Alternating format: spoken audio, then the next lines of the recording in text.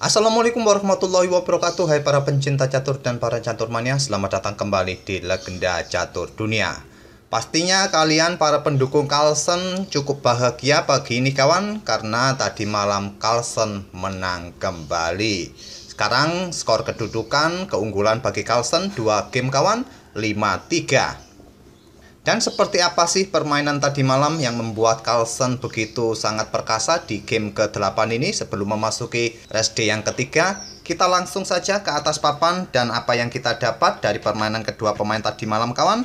Di sini Carlsen kembali pegang putih kawan, dan Carlsen tidak melanjutkan permainan pion D4, terus melanjutkan dengan pion E4 bermain dengan pion raja, dibalas dengan pion E5 oleh Ian. Kuda F3, kuda F6, sama seperti dalam permainan game keempat, kedua pemain atau Ian Nepomuk memilih variasi Petrov defense. Ya maklum kawan, sebagai pemain Rusia dia harus mengandalkan pertahanan negaranya sendiri.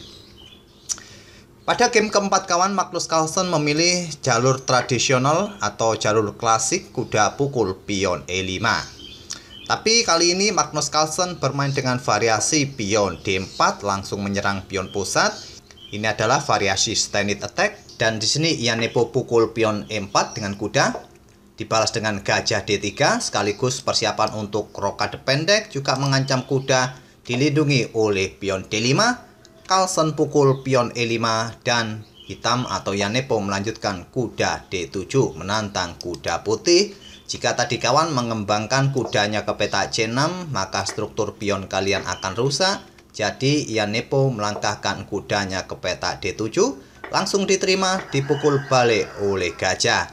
Dan pada posisi ini bagi kalian pegang putih, kalian bisa melanjutkan rokade, terus melanjutkan pengembangan kuda ke peta D2, atau bahkan mengembangkan kuda ke peta C3 masih direkomendasikan. Jika terjadi pertukaran kuda di sini, kompensasi yang kalian dapat adalah lajur B yang terbuka bagi benteng kalian. Tapi di sini kawan, Magnus Carlsen memilih melanjutkan pengembangan kuda ke D2, terjadi pertukaran kuda, dipukul balik oleh gajah. Dan pada posisi ini langkah terbaik yang bisa diambil oleh hitam adalah melakukan skak dengan menteri di E7, dan langkah ini akan memberikan dilematis bagi putih kawan. Apakah menutupnya dengan gajah di peta E2 atau dengan menteri? Jika dengan menteri, maka kemungkinan hitam akan melakukan pertukaran menteri dan akan terjadi permainan endgame yang lebih cepat kawan, dengan komposisi yang sama, kualitas perwira sama, posisi pion sangat simetris. Kebanyakan game seperti ini akan berakhir miss. Atau jika kalian menutupnya dengan gajah di peta E3, menteri akan ke B4 skak dan mengincar pion B2. Jika kalian mengorbankan pion dengan langkah menteri mungkin ke peta D2, berharap menteri pukul pion dan kalian bisa melakukan rokade pendek dan kompensasinya lajur B yang akan terbuka. Langkah terbaik bagi hitam adalah langsung bertukar menteri. Setelah dipukul balik oleh gajah ataupun raja, maka kita akan temui permainan endgame lagi yang lebih cepat. Atau pada posisi ini saat menteri hitam melakukan skak, raja bergeser ke F1, tentu kalian sudah kehilangan hak untuk rokade lagi. Tapi Ian Nepomuk kawan, pada posisi seperti ini saat gajah pukul kuda tadi di peta D2, memilih langkah pengembangan gajah D6. Gantian sekarang, menteri putih apakah mau melakukan skak di peta E2? Sekarang gantian, kejadiannya hampir sama kawan. Kemungkinan akan ditutup oleh menteri dan terjadi pertukaran menteri. Dan ide dari Ian Nepomuk melanjutkan pengembangan jelas ingin melakukan rokade pendek, juga mempersiapkan untuk mengincar pion yang ada di peta H2, diikuti langkah menteri H4 mungkin. Di sini Carlsen langsung melakukan rokade pendek, dan langkah terbaik di langkah berikutnya mungkin hitam bisa melakukan rokade pendek atau melanjutkan rencana dengan menteri ke peta H4. Selanjutnya pion G3 dan menteri bisa ambil pion yang ada di D4, merupakan langkah yang tidak akurat kawan. Nanti bisa dibalas dengan langkah gajah C3, jelas akan mendapatkan pion G7 nanti. Tapi di sini kawan, saat Magnus Carlsen ini sudah melakukan rokade pendek, Ian Nepomuk tidak mengikuti juga rokade pendek, bermain dengan pion H5. Mungkin memberikan dukungan bagi gajah untuk menyerang menteri. Langkah pion H5 ini masih direkomendasikan oleh engine jika kalian ingin memainkannya kawan. Dan langkah pion H5 ini merupakan langkah baru yang belum pernah dimainkan sebelumnya di langkah ke-9 ini. Karena langkah pion H5 ini merupakan langkah baru kawan, mungkin saja Magnus Carlsen tidak melihat langkah ini dalam persiapannya. Jadi pada posisi ini dia cukup lama untuk membuat langkah atau mengambil keputusan. Dia berpikir selama 40 menit kawan, kurang lebih 40 atau 41 menit. Coba bayangkan jika kalian ditinggal lawan berpikir selama 40 menit seperti itu, apa yang kalian lakukan?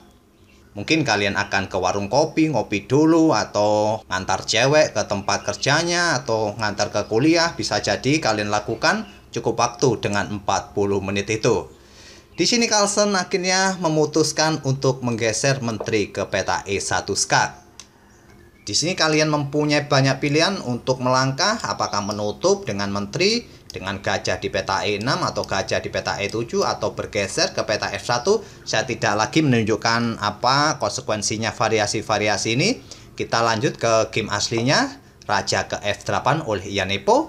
Selanjutnya gajah B4 oleh Magnus Carlsen untuk menetralisir kekuatan gajah gelap yang mengincar pion H2 ini kawan.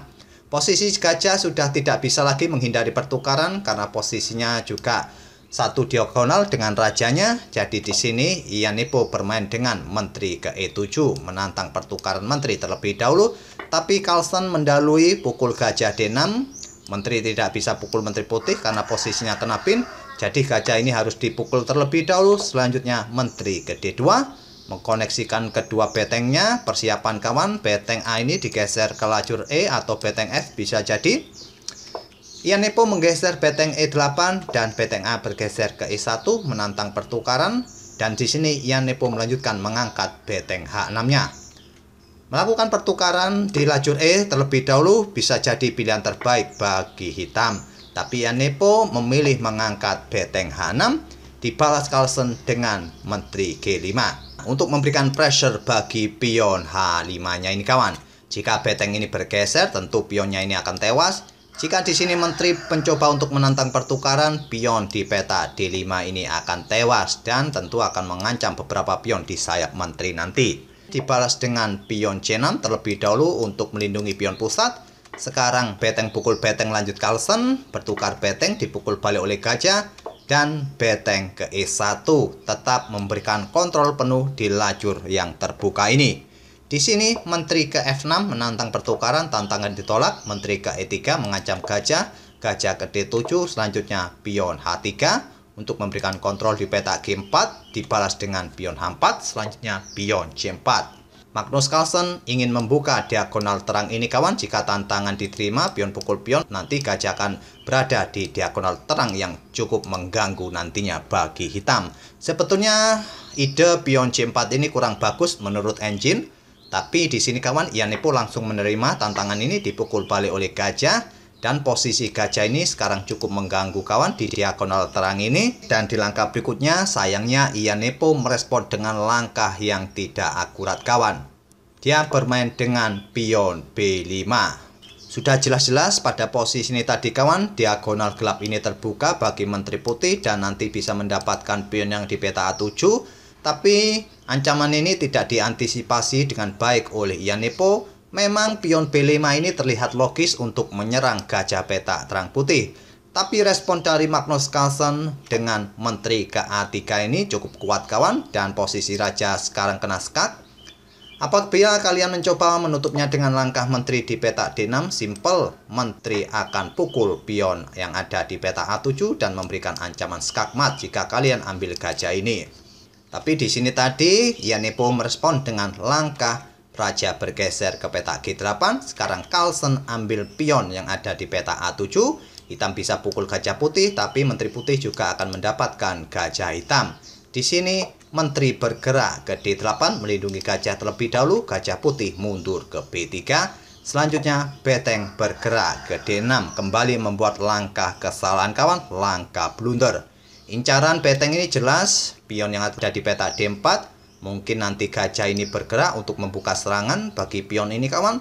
Tapi Carlsen meresponnya dengan cukup baik, cukup kuat kawan, dengan beteng E4 untuk tetap melindungi pionnya, tentu dengan bantuan menterinya kawan.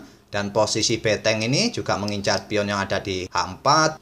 Menteri Putih pun siap untuk bergerak di peta J5 untuk membackup pion serta memberikan pressure bagi pion-pion ini. Gajah di diagonal ini juga cukup mengganggu bagi hitam kawan.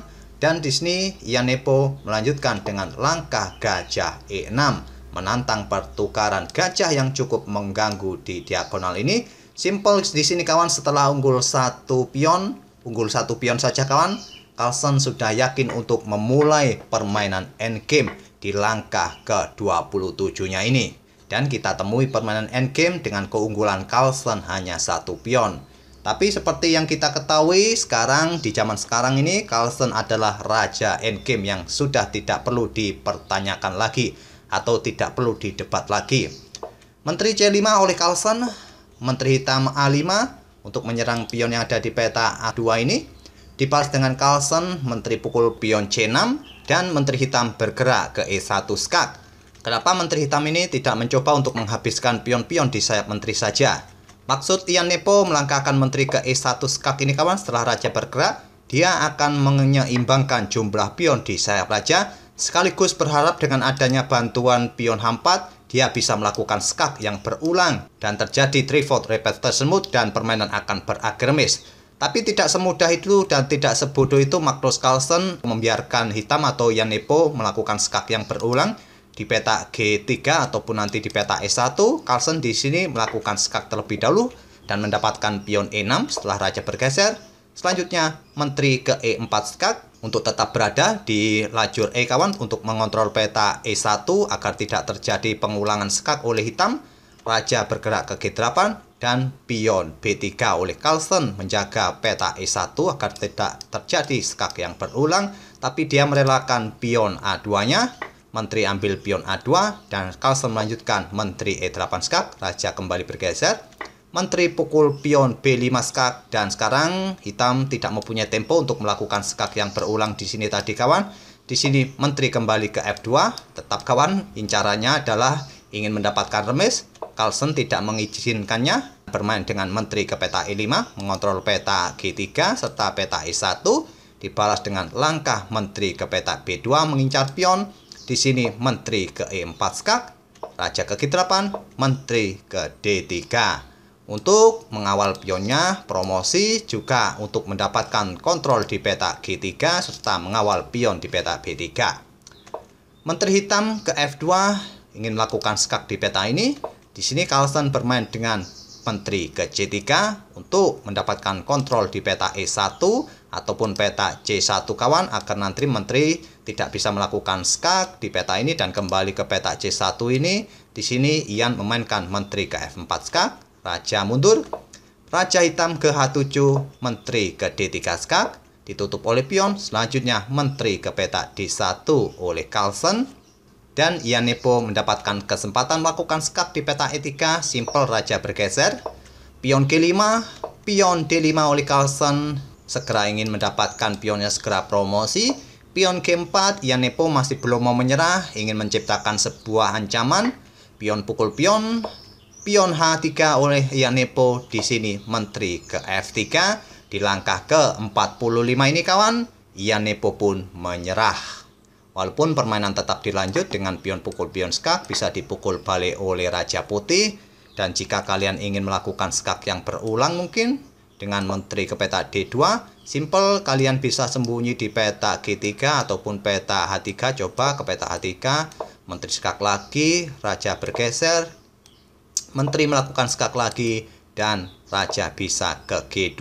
Sudah tidak ada kesempatan lagi bagi hitam untuk melakukan skak. Memang jalan masih cukup panjang jika kalian meneruskan langkah ini sampai promosi. Tapi tetap saja kawan, unggul 3 pion, sudah tidak ada harapan lagi bagi hitam untuk berharap remis apalagi menang. Simple, raja bisa bersembunyi di balik pion-pion ini kawan. Tinggal nanti bagaimana kalian bisa mendorong 2 pion di lajur pusat dan di sayap menteri ini. Dan salah satu pion kalian bisa promosi. Dan setelah keunggulan 2 game di game ke-8 ini, tentu sebuah serangan psikologis juga bagi Ian Nepo kawan. Di 2 game berikutnya dia harus comeback agar psikologinya kembali semangat untuk memenangkan kejuaraan ini. Tapi bila di 2 game berikutnya tidak ada gebrakan lagi, Magnus Carlsen pasti bahagia dengan hasil ini. Selamat bagi penggemar Magnus Carlsen karena Magnus Carlsen sudah unggul 2 game kawan. Dan kita akan bertemu di video-video berikutnya. Terima kasih. Wassalamualaikum warahmatullahi wabarakatuh.